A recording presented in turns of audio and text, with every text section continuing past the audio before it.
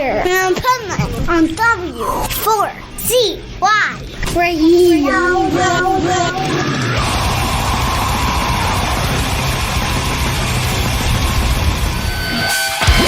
Wings and broken bones, summoning it to settle the scar. Go!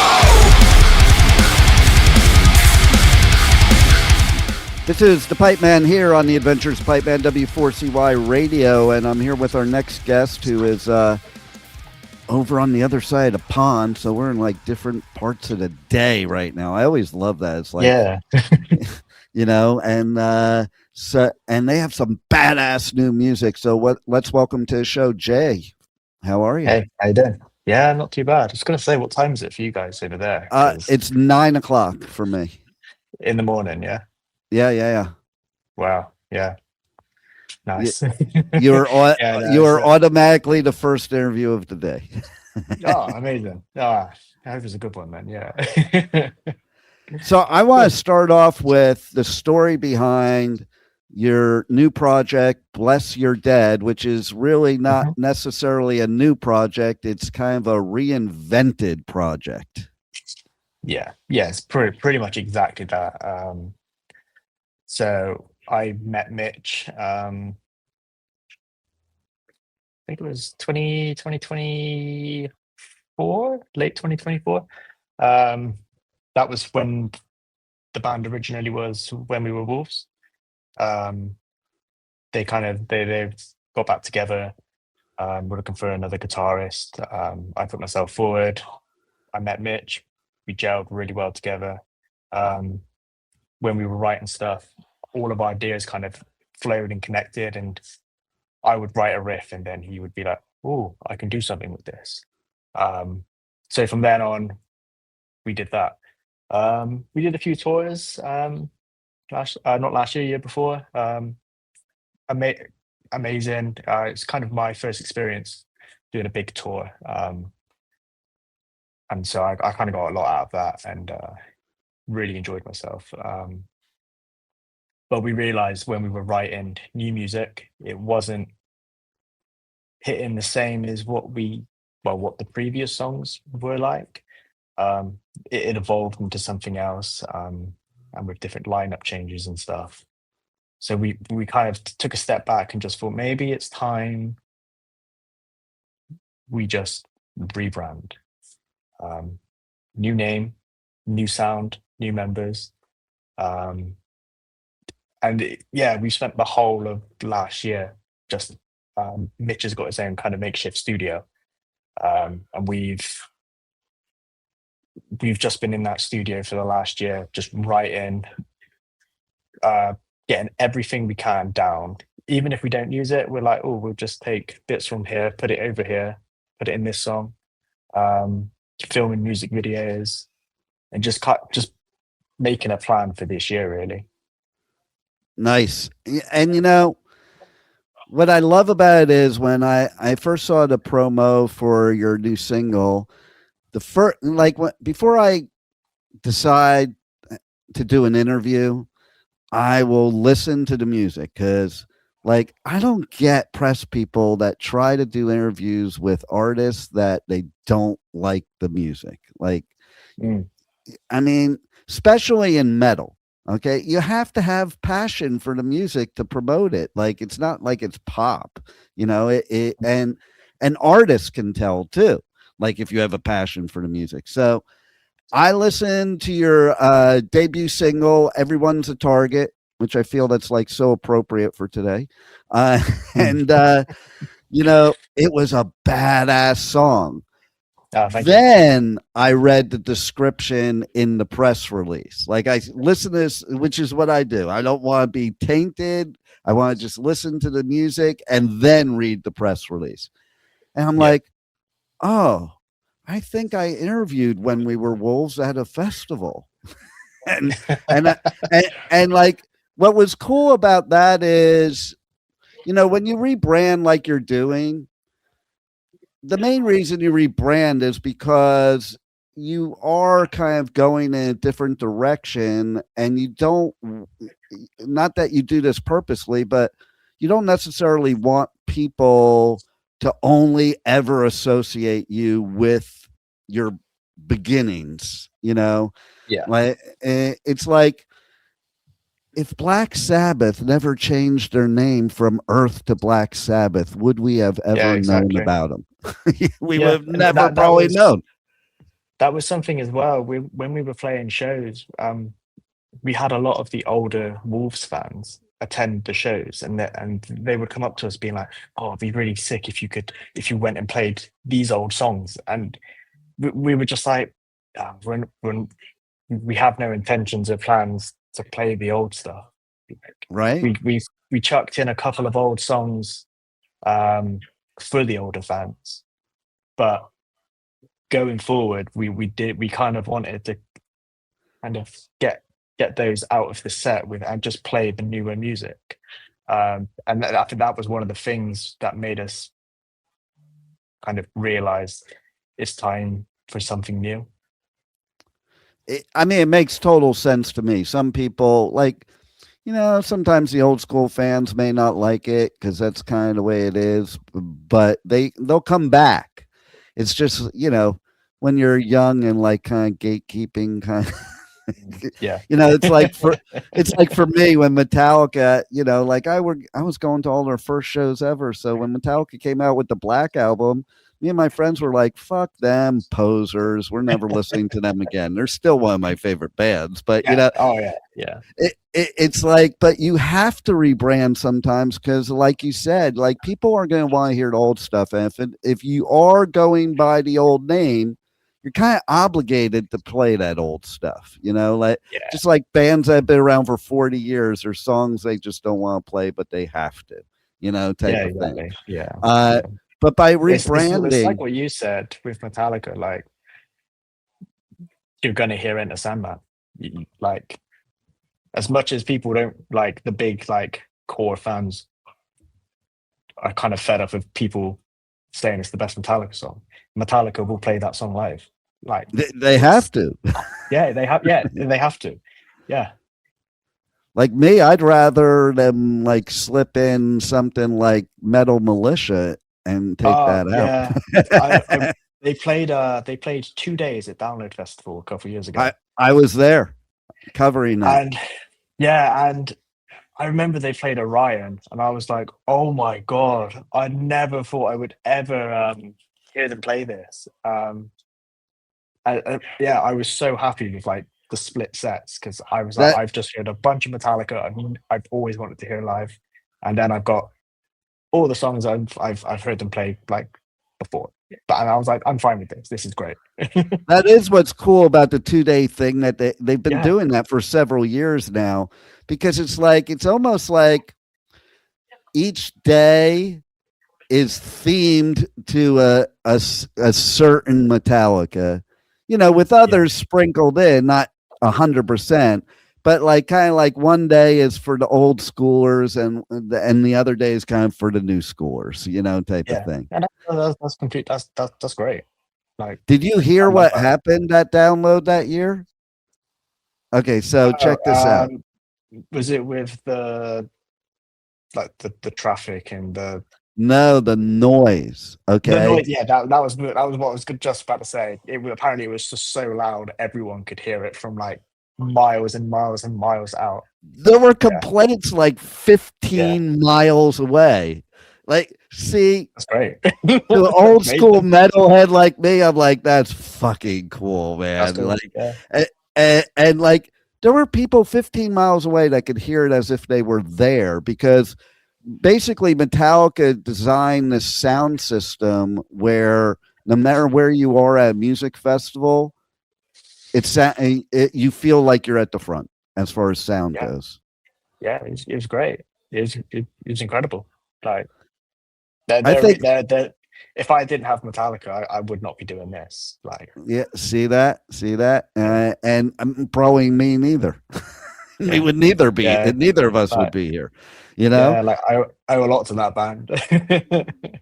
And that's what's cool, because you know, I look at metal today and it definitely has evolved. And, you know, it's like, it's interesting because you take bands like Metallica and their inspirations, a lot of them aren't even metal, because there was no such thing, just like when I was a kid, I was stealing my brother's albums. He was 11 years older than me, and there was stuff like the Rascals and the Association, because there wasn't like I think about it now too. I'm like, man, Helter Skelter definitely was a heavy metal song. Yeah, like I was reading Ozzy's first book, and he was talking about his influences and stuff, and I just thought, wow, yeah, like the Beatles would be your influence, because right, there was no metal before you, like. So hearing what other, like, a lot of the older bands' main influences were, it is interesting compared to like nowadays. Yeah. Like, could you imagine having stuff like your music now back in the 60s? I think people would have lost their mind.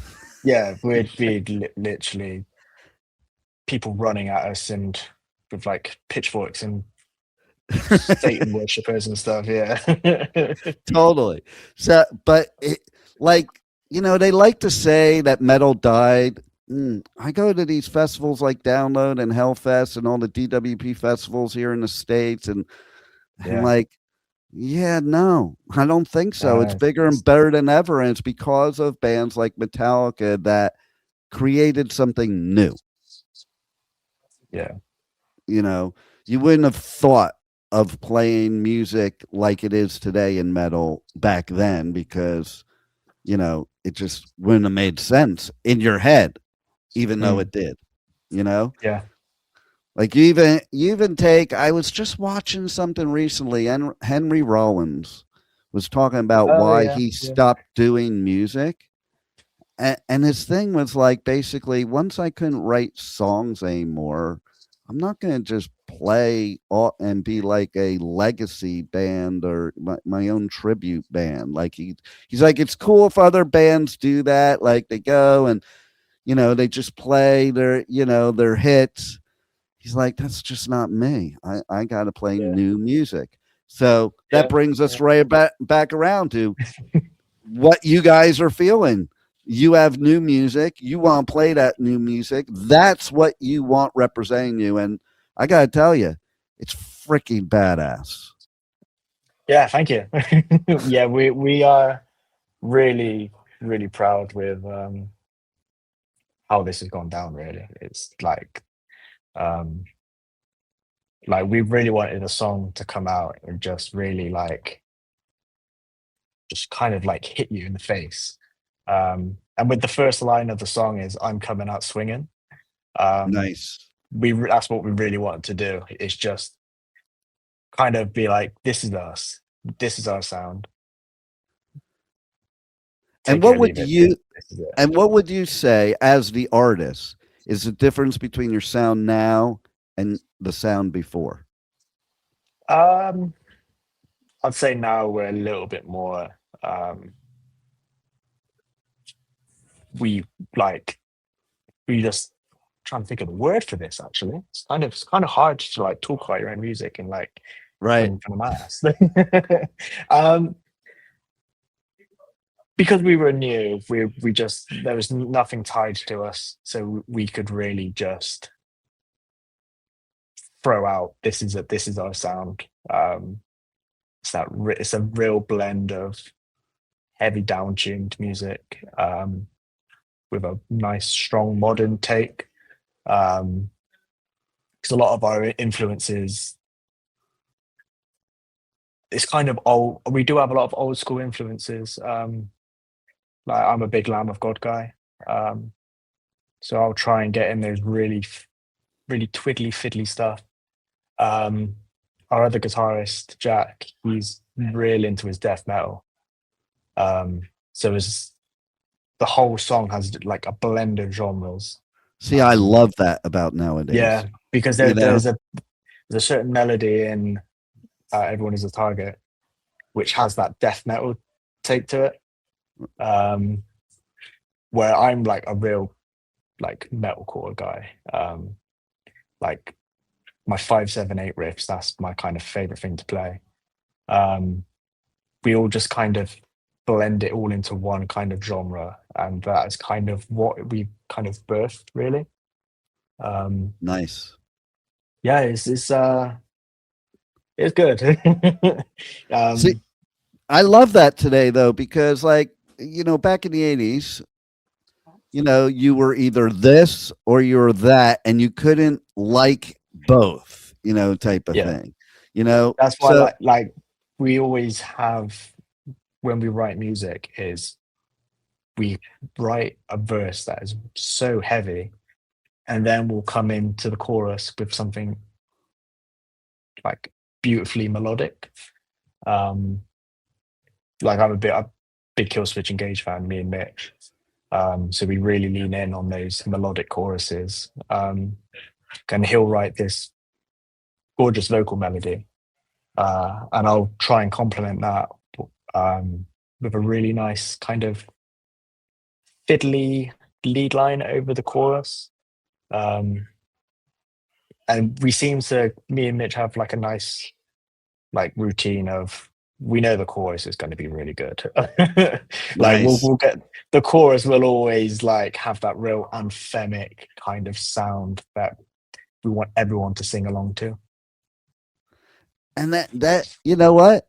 That is what makes great music. Even it doesn't matter how heavy you are, there has to be something that gets you like where it's stuck in your head.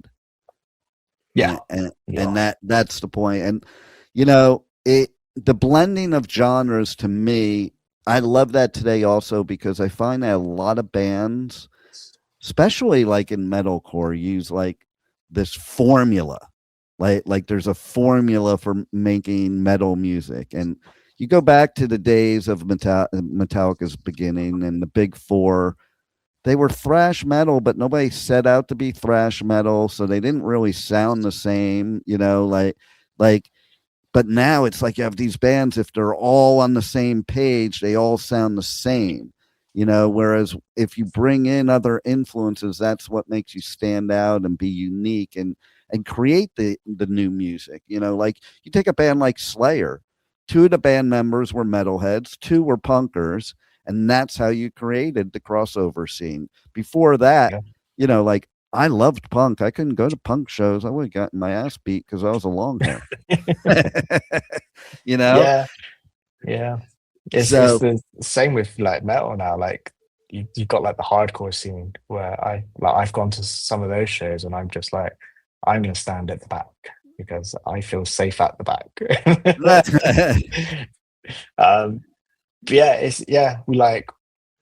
We just love blending just all of these different genres. Like I like to write like a nice dirty mean breakdown in the song. So I kind of, when we're writing, we'll all throw our ideas together and I'm just like, let's just try this a second, and we'll all look at each other and be like, yeah, that's it.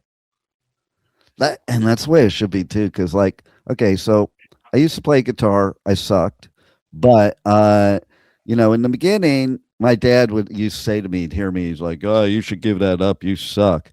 And what I was really just doing was I wasn't playing anything, I was just experimenting. I wanted to see what sounds I could make. And I think that's part of being an artist, is like experimenting, because otherwise you're just regurgitating what everybody else has already done.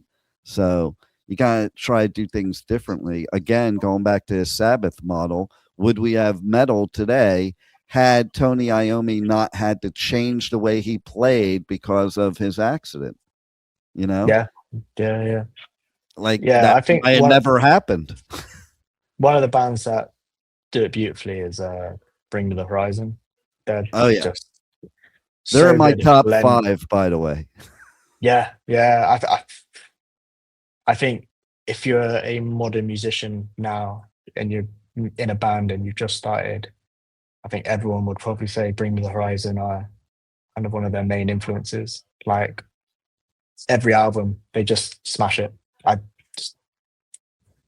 just they're so smart at what they do. And Well, Like, I thought of them with your story because basically they didn't rebrand, but they rebranded how they were playing music, and yeah, people got pissed off. And but Ollie look at said them. in an interview, yeah, Ollie said in an interview though, he's like, why do I want to play and write the same song over and over again? And like that's so insightful of what how an artist would feel. Mm. You know, Yeah, you have no, to I grow. like just every album they've released is just it's something different, but it's incredible. Yeah. Like, yeah, I'd love to just go into the mind of that band and just be like, how do you do this? What are you Right. doing? And Yeah, and just you want to be a know, fly on the wall in the studio, just be like, just gonna just take notes a second. and I consider myself lucky because I came in late to the game for Bring Me the Horizon. Okay. So, you know, because I do coverage at music festivals all over the US, UK, and Europe. And I remember they were playing a festival one year. I think it was like 15 years ago. It was right when That's the Spirit came out. Okay. So I had never heard their stuff before, weirdly enough. And because of that, I feel like I love all their music and all their transformations. Whereas if I had originally just been one of those original deathcore fans of Bring Me, I would maybe I would think the same way as they do. Like, but you know, as an artist, you have to grow, you have to change, you have to, you know, as you're getting better, you know, when you start off a lot of times with a band when you're a teenager, you don't really know what you're doing. And so you learn the craft and you want to get better and expand. You don't want to stay a teenager learning how to play your instrument. Yeah. Yeah, I just make weird noises, if I'm honest. I love it. I like these really like dissonant notes and like how can I make something sound really horrible and just like unattractive? I love it. So yeah, we do experiment quite a lot with some weird sounds and stuff. Yeah. So, you know, it's funny because that goes back to what I was saying when my dad was saying that I suck and all. But see, to me, that's part of what I was talking about. Being an artist, you want to just do whatever the fuck you want to see Yeah, what you can come up with, yeah, you know? And yeah, just make it's it about up. what That's you what we're like. doing. It's about what you Yeah, like. If you make the music you like, you'll get your people that like your music. You know, if you yeah, try to absolutely. fake it, you won't get anybody. You can't appease other people. Appease yourself and then you'll gather your tribe for sure. Yeah. So, what's next for 2026 for you guys? New music, lots of new music. We're playing our first show in April, Noizzefest. Yeah, I saw that. I have to check Yeah, that yeah, out. yeah. It's run by an incredible bunch of people. It's just full of fantastic talent as well. So we are really humbled to be on the bill.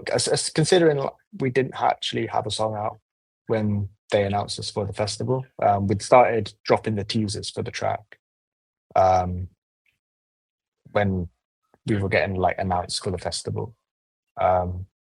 So we're really hoping that when we play, people would have heard the track and wanted to check us out, like hear some more stuff about us. Nice.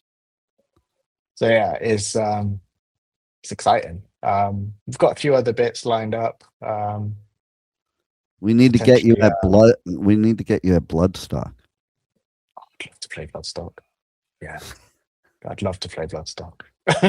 Your band would fit perfectly there too. Yeah, it's a strong lineup this year. Yeah, yeah, it's we got a lot of stuff planned. It's pretty exciting. We spent the whole of last year planning for this year. So now everything's in like right, all gears, go. Let's like Nice. do this.